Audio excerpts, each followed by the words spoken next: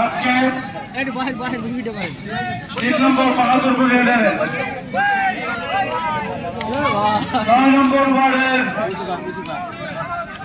বিএনপির সকল ভাইদের আয়োজিত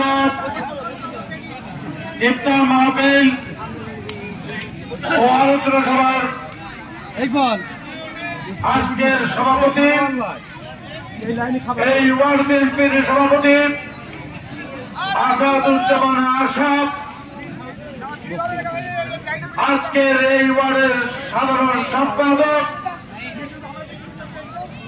মুক্তারুজ্জামান মুক্তার সহ এই ওয়ার্ডের আমার সকল ভাই ও বন্ধুরা, আসসালামু আলাইকুম।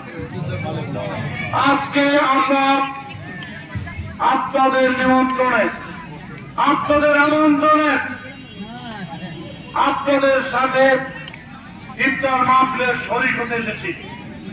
আমার সাথে এসেছেন শার্শা উপজেলা বিএনপির সহ সভাপতি আমিনুর রহমান নেহরা, আমার সাথে এসেছেন শার্শা থানা বিএনপির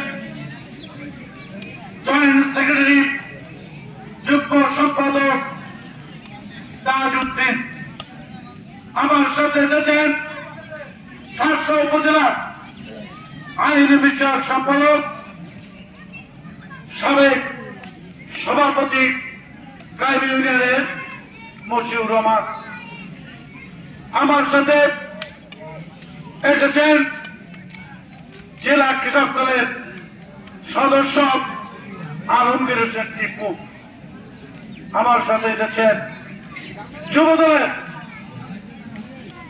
সিনিয়র যুগ্ম আহ্বায়ক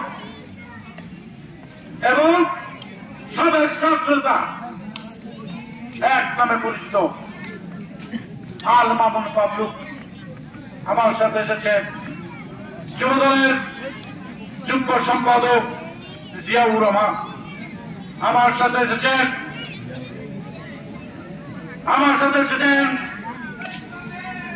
আমাদের পৌর স্বেচ্ছাসেবক দলের